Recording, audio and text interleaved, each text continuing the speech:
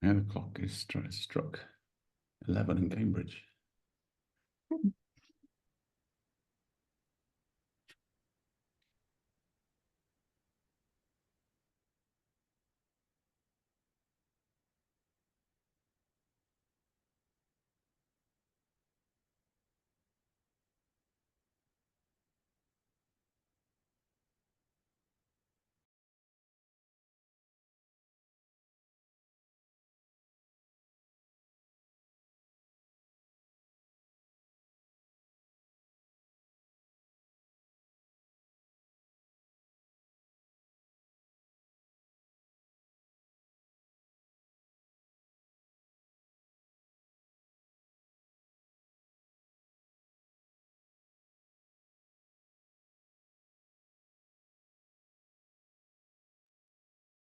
Morning, everyone. We're just giving 1 or 2 minutes for people to join and then we'll kick off.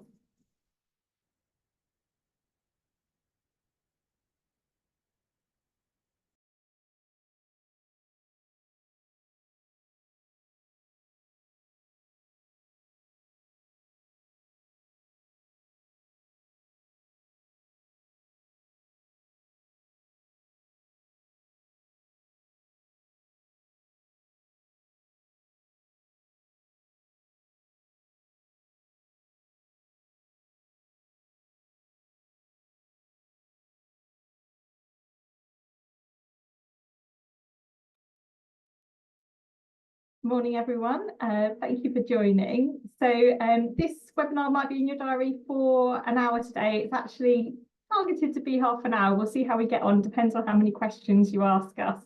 But the goal is that we're going to try and hit 11:30 finish for you. So we're just going to wait 1 more minute for anyone else who's going to join, and then we'll kick off.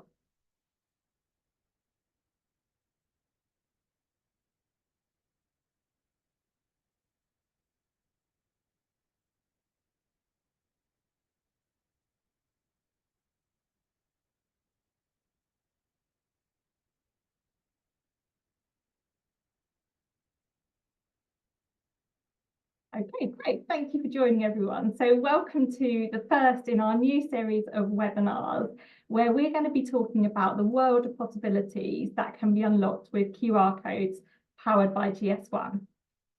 Now, each webinar is going to focus on a different theme, and today we're going to be talking about how you can use your barcodes to engage directly with the consumers of your product. We're also going to have some time at the end to answer a few questions, so please do submit those via the chat and we will try to get through as many as we can. But first, let me do some introductions because I'm not alone today.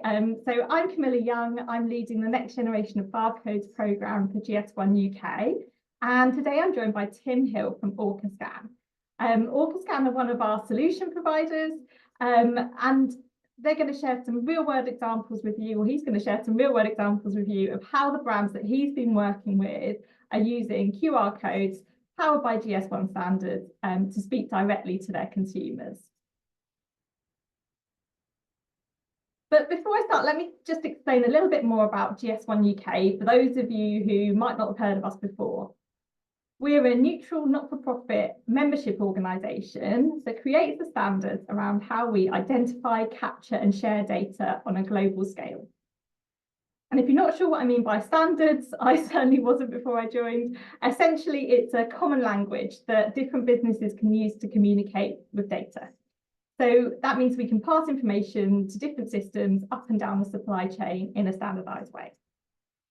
And in the UK, we've got 60,000 members, and we're part of a global federation of 118 different membership organisations all around the world. And we're made commonly known by people for the creation of the barcode.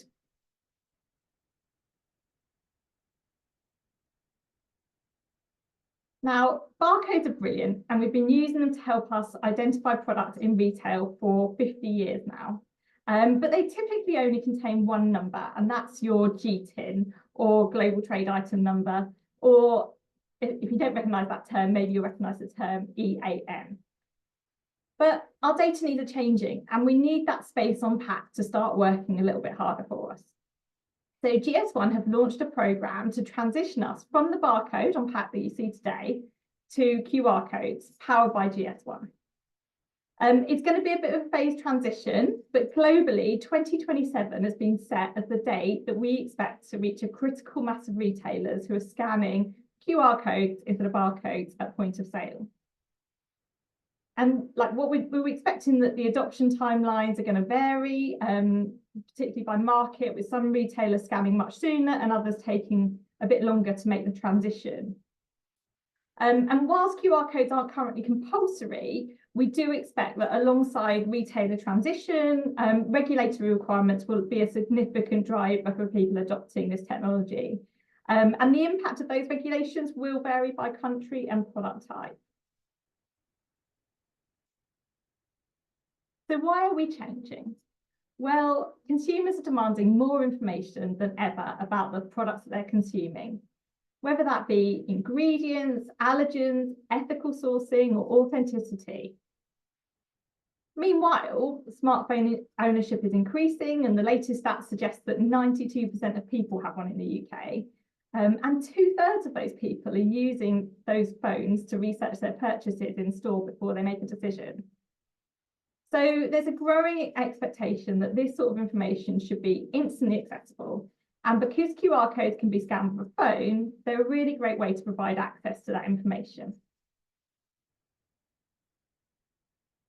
But it's not just the consumers that benefit. And as a marketeer, there's a bunch of other functionality that could make your job just a little bit easier. Now, not all of it's possible now because some of it will require retailers to make changes too. But I wanted to give you a little flavour of what the future could look like.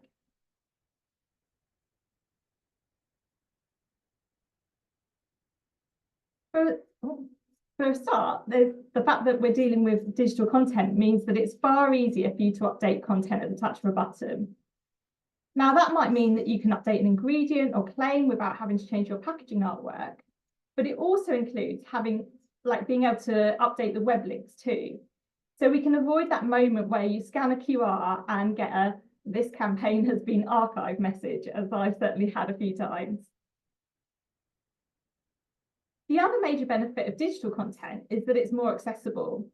So if, for example, you're blind or you're partially sighted, you can use screen reader technology to read out that content to you. And if you speak a different language, you can have it auto-translated into one that you do understand.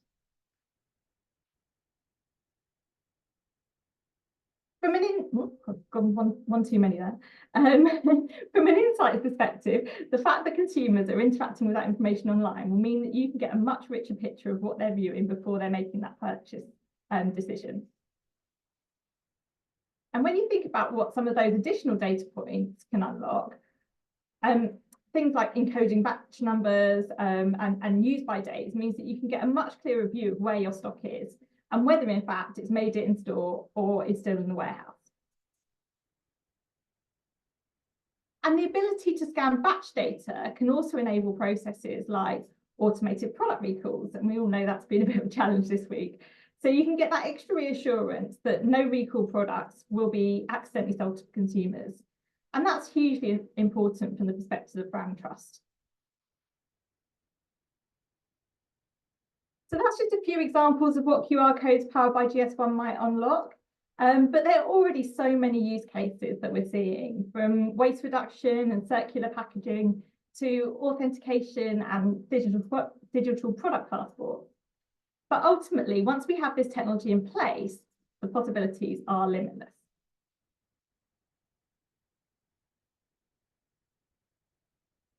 So hopefully I've inspired you to consider how the next generation of barcodes might unlock opportunities for your business. But I also thought it would be helpful to give you a bit of an overview of what a QR code powered by GS1 actually is. Now, obviously, I tried to keep that first bit not too technical. I'll try to keep this bit not too technical too. But the first thing to point out is it's different to your average QR code. And your average QR code will generally just contain a link to a website. But a QR code powered by GS1 is a QR that uses GS1's digital link standards. And what that means is that it can be used to combine that GTIN with lots of other data points. Things like batch numbers, countries of origin, use by date, as I said. And it can also link to multiple sources of content on the web, things like product information and certifications. And as I alluded to, that ability to carry additional data points means that we can capture and share much more information about the product and its life cycle. And we'll be talking more about that in other webinars. So what we're going to focus on today is how you might use the ability to point to the different online sources of information for your consumer. And that's what Tim's here to do. So I'm now going to hand over to Tim from Orca Scan, who's got some fantastic real life examples to show you of how you can use that capability to share information with your consumers. Brilliant. Thank you very much, Camilla. Hello, everyone. Thanks for joining us. I hope you are beginning to see that QR codes powered by GS1 Digital Link are absolutely awesome, and are set to change the marketing environment, revolutionize the way that brands can engage with their customers, and revolutionize the way that customers can engage with brands and bring products to life. My name's Tim from Orca Scan. We're a proud GS1 partner, and we're totally driven by helping our 300,000 users simplify barcode tracking challenges. We have a really simple to use platform that enables anybody to build a barcode system with no technical ability and without code, no technical skills and without code, using just a smartphone. We've got a range of customers across the entire GS1 membership spectrum, and we help those members harness the powers of GS1 standards in all industries, from healthcare, whether that be tracking medical devices, drugs, patients around hospitals, food production, warehousing, factories. And we're even innovating in the cannabis field at the moment, using GS1 standards to track cannabis production. In the retail space, which is what we're talking about today, we've got thousands of shops and retailers using Orca Scan to track their inventory. And we were thrilled to be invited by GS1 to be in this webinar today, and also to take part in this pilot with their members to try and streamline and increase adoption of GS1, of QR codes powered by GS1 standards. My colleagues have collaborated with GS1, and we've built a fantastic solution that is available today and can help GS members get up and running really quickly in around 15 minutes. So I'm delighted as well to be joined on this webinar by some of the fantastic innovative brands and entrepreneurs that have been on the pilot. Shout out to Daniela, Head of Marketing from Jux Foods. We have Jux Foods here. They make freeze-dried vegetables and herbs using the same techniques as NASA used to send food into space. And they're able to, as you can see from here, they've got very limited space on their packaging, but they're able to tell that story using the QR code. They also use the promotion code, or the promotion tab on the QR code at an event at the NEC, the BBC Food Show, to run a competition. So they're using it really, really effectively. We've got Martin, the CEO of Hill Farm Oils on the call, on the webinar. We've got Lottie, the Head of Marketing. We've got Elizabeth, their Head of Operations. Hill Farm are were the first farm in the UK to grow, press and bottle rapeseed oil, and they're the first farm to use QR code. So they've got the QR code on their packaging here. And they're using that really to engage with customers at events. They do a lot of shows, agricultural shows, and in farm shops, and they're essentially differentiating themselves by being one of the first users of the QR code. We've got Lee from Organico. Organico, a B Corp, very impressive business. They are producers of the organic and sustainable food brand. Lovely packaging, lovely new yellow branding, lovely QR code. So they, as I say, they're a B Corp, and they're specifically using the sustainability icon on the QR code to tell their customers about their sustainability credentials. And finally, it's like a shop down here. I've got a whole range of products. We've got, last but not least, we've got Way Better chocolate. So Mark, the founder of Way Better, is on the call. Now, they are a chocolate bar that claim to be the love child of your favorite protein bar and the traditional chocolate bar. So I was joking with him, saying I thought the GS1 QR code is the love child of the internet and the 1D barcode. They're using, they recently featured on Channel 4's, what's it called, the TV program Oldie's Next Best Thing. So the QR codes are featured on Channel 4. So there's definitely a lot of publicity to get out there. So next slide, you already put it up there. How efficient is GS1? What I wanted to do now is have a proper look and see how easy it is for you as brands and to get set up on these new QR codes. So what does it look like? Well, you've seen what it looks like. It just looks like a normal QR code, but it's not a kind of boring QR code that takes you just to a landing page. So when you're in the landing page of a website, you're in a shop trying to find something, you've got to scout around for ages. It takes you to a specific landing page, like there on the right-hand side, and like I've got on my phone here, so that when you're in the shopping aisle, you can actually look and you can find your way around. So it's automatically branded, takes you to that page, so you can go there and you can look at recipes, videos, details of the product, nutritional information, everything just literally in the palm of your hand. So I think probably a good time now, if you can see that QR code there on the screen, if you get your phone out, stick it in camera mode, and just scan it with your camera, you should, or you will, be able to take yourself to immerse yourself in one of these beautiful chocolate bars. I'm not in the audience, I can't look out in the audience and see who's actually done that. You're going too quickly on the slides, too quickly. So essentially what you should be able to see there in the palm of your hand is details of the product, the information about the product, specific information about that particular chocolate bar, not a standard website. You'll see there's a tab for, or an icon for certification. Those of you that can't see, there's a certification tab there, and that particularly for Mark and his team, they're telling you there about the Rainforest Alliance certification, so that's really helpful. There's a frequently asked questions. There's very useful for up-and-coming brands, retailers. It tells you where you can buy that product, so it's increasing sales. One thing that a lot of the people on the pilot have been using is reviews. They've created a new reviews page on their website if they hadn't already got one, and then you can link directly to reviews. So if your customer is in the supermarket shopping aisle thinking, weighing up, get a good, nice pun, weighing up whether they buy this or Cadbury's or Milky Bar. This is way better than Milky Bar. Whether they want that, they look at the reviews from the customers and other customers, and then they choose that product. So it's really user-friendly for the customer. It brings the product to life. And it's, as I said before, it's very easy for you to set this all up. You can do it in 15 minutes. So as Camilla mentioned, we're finishing a bit early, so you could be set up by 12 o'clock today. Now maybe go to the next slide, please. Okay.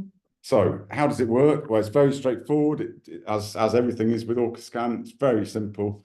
We've iterated the process, the product in line with feedback that we've got from the pilot and feedback from other customers. In fact, yesterday I was talking with Lee from Organico, very demanding. Lee's got some more requests for product development, but we're working on those. All you have to essentially do is copy your GTIN, which you will all have as GS1 members, into that first column, then link it to, very small on my screen, then link the details of the product name, and then link it to the URL of that particular product name. So it's essentially just putting product links into a spreadsheet. So if you go, I think, to the next slide now, please. Recipes, for example, on recipes. Now, Hill Farm used to have a book. I was going to dig that out. I've got it down there somewhere. Hill Farm used to have a recipe book, but now they put all their recipes online and they can link to those recipes through GS1 QR codes. Promotions, again, you would just click in on the screen there. Hill Farm have got a promotion about bees, about their look at bees feeding on their rapeseed plants. You just drop the URL link in there, and that works really well for promotions. As I mentioned, I think Jux Food used that when we were at the NEC, the Good Food Show. They had a promotion where they ran a competition for people at the show. They could buy the product, click on that link, enter the competition, got them lots of really good feedback and customer details. And as Camilla mentioned, that's a real time. The benefit of that is you can change that promotion real time. So if you have seasonal promotions, you can do seasonal promotions, and it's totally dynamic. Nutritional information, there's another tab there on the left-hand side. You can put the nutritional information there. That's sometimes people know buried miles down the website, so you can get that across really easily. Way Better, again, have used that really effectively. They're sort of telling people that it's a tasty chocolate bar, no added sugar, packed with protein, and has got vitamins in it for different users. Great chocolate bar. So that's how easy it is to set up. If you've got less than 50 products, less than 50 G-tins, you can use Orca Scan solution. It's completely free. If you click on the link now that Abby's going to put into the chat, you will be able to go straight to that page, and you can be up and running by lunchtime. There's a box here in my little shop, box of chocolate bars for the first person after this webinar that gets set up with GS1 QR codes and on the Orca platform. Oh, I've run out of energy now, but I have a chocolate bar. Hopefully that all makes sense. Thank you very much for your time. Oh, hang on a second. No, just had a chat and a message from Peter Kay in the private chat. The legendary comedian and renowned food retail expert who once said that garlic bread was the future. Well, I hope Camillo and I have proved today, Peter, that actually QR codes powered by GS1 using the Orca Scan digital link solution might actually be the real future. I think that, oh, there it is. The message has come up. Brilliant. Thanks very much for listening. Any questions, just give me a shout. My name's Tim. I'm from Orca Scan, tim@orcascan.com. Thank you very much. There's lots of questions in the chat. Thanks, Tim. Thank you for taking us through that. So as I said, we're now going to do a bit of a Q&A to try and answer some of the questions you might have immediately. And I'm going to have a look at what we've got already, Tim. So there's one here, which I think I know the answer to, but can that landing page, once the customer scans the QR code, be branded, i.e. not a white page? You're on mute, Tim. Is that a planted question? Yes, it can be branded. Yeah. And I think, is that link the one that you put in there, the one where you can sort of try it, where it brings up the brand automatically? And the landing page, once the customer, oh, sorry, one of the customer scans would be branded, i.e. not a white page. It automatically, Hannah, the one I had, this, do you mean this? Oh, sorry, difficult because you're not in the audience. Sorry, do you mean the one on the actual phone? The one on the phone is branded in the customer's colours, in the brand's colours, and with the automatically got the logo on it. So, like that. Yeah, I think that's what they're asking. But if not, let us know. And Sarah, if that doesn't answer it, just clarify a bit more what the question was. Here we go. What would you say are the top 5 link types that brands choose based on your experience to date? Well, I think importantly, the top one, I mean, the one they have to put on is the link to the product page, the details of the actual product, which will contain ingredients. I mean, I don't know what the top 5 are. I haven't got that information, but most people put the kind of the origin story. We've been working with a lot of food and drinks brands, so they will put recipes on there. Promotions, yeah, where the retailers tab, where to buy from.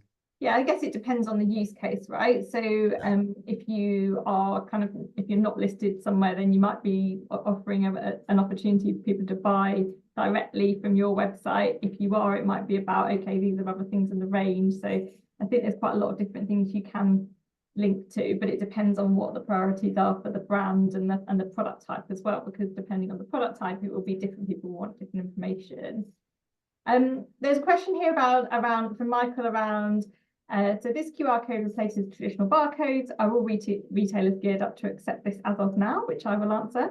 So the date when we're aiming to have everyone ready to accept them is 2027. There are retailers already who are scanning them.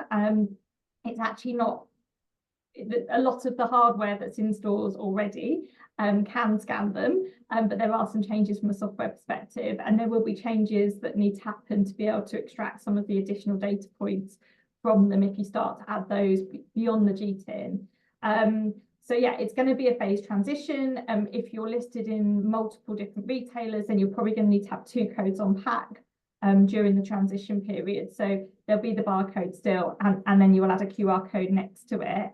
And then the goal is that when everyone's scanning, hopefully as close to 2027 as it can be, then you'll be able to take that barcode off the pack. But yes, in the interim, there will be a need to have both codes on pack. Then we've got, oh gosh, lots of questions. We've got, could you share the right? Okay, so some questions to follow up, I think. Do you see this being used by retailers for HFSS compliance? So I'll probably answer that one as well. So I think in the short term, no, because I think the requirements are that it's on pack. I think in the longer term, if we can drive enough adoption and it's seen as the go-to place for that information, then there might be a potential for that to change. What we're seeing in Europe is that some of the regulations that are coming through now, things like the EU wine regulations, are saying that the information can be contained in a QR code. So we just need to kind of keep our eye on that bit, I think, and it's not about immediately you can take some of this stuff off. It's about what the potential is in the future if we can get there. So from a, you know, any kind of regulatory requirements still need to be on pack as they are, unless the regulations change to say they can be on a QR code. Then we've got, so I think the recipe updates, that kind of, it's all about kind of the same question really around regulation. So if the regulation says it has to be on the pack, it has to be on the pack. If the regulations change, then that would be an opportunity. Could this be equivalent to the digital product passport? So yes, the digital product passport is likely to be delivered via QR, and they say that you need to use a universal standard for product identification. So what we're seeing is people developing solutions for digital product passport. Obviously that applies to certain categories, but yes, we definitely see that being used, the QR codes being used to deliver digital product passport. What else we got? Thomas's question about pimping the buttons. You can't at the moment pimp the buttons because the buttons and the categories are specific to GS1 standards, GS1 requirements in terms of the names of those buttons, but I think that's part of the product roadmap longer term, isn't it? Yeah, we've got a query around, is there any way in which we can integrate marketing parameters to specific QR codes to see where the QR code was being scanned from? That again, I think is on the product roadmap from ours in terms of it links into your Google Analytics, so you can see from that where it is. So it's like anything, that geolocation of where people are scanning from, you can see where they're accessing that site from. Is that right? Sorry, yes, yeah. Yeah. Google Analytics. You're like overwhelmed by the number of questions. I was looking at all the questions. What else we got?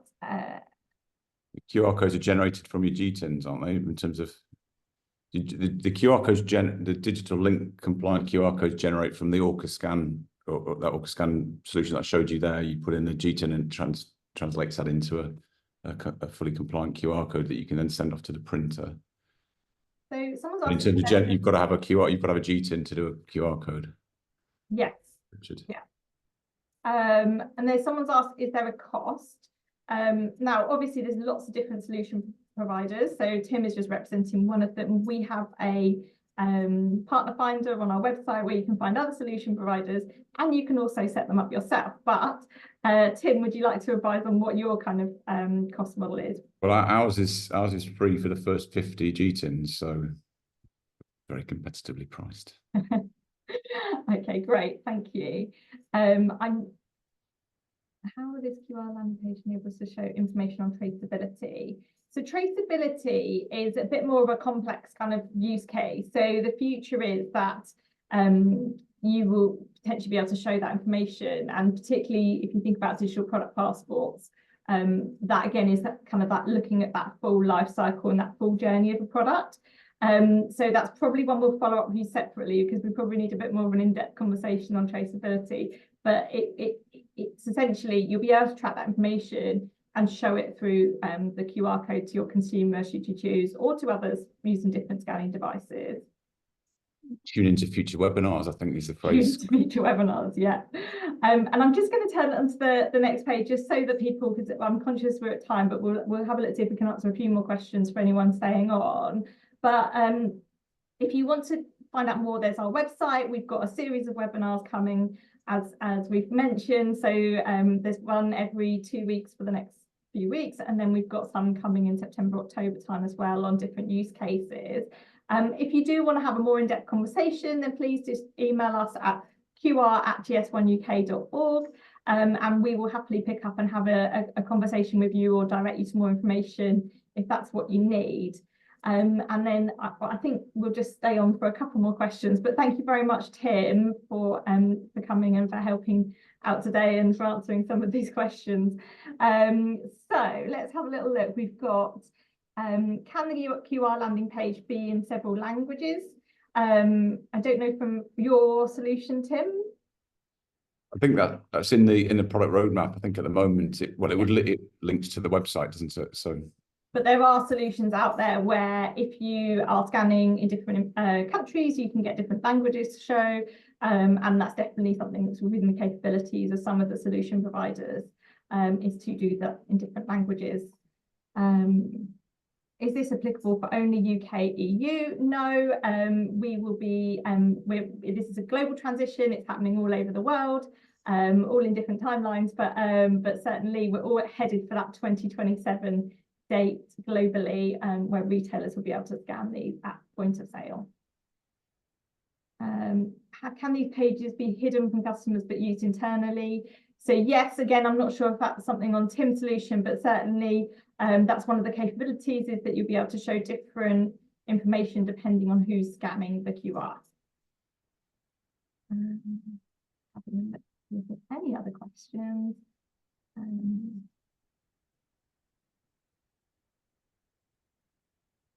I think we've covered most of it somehow, and I'm conscious we're at time, but like I said, please do get in touch with us, and we'll be happy to help you out more. I hope today's been useful, and provide you a bit more of a flavour of what we can do. As I said, the possibilities really are endless, so there's so much we could talk about on this topic, but hopefully that's given you a bit of a flavour, and I look forward to catching up with you some of you after this to talk more in detail. Thank you very much.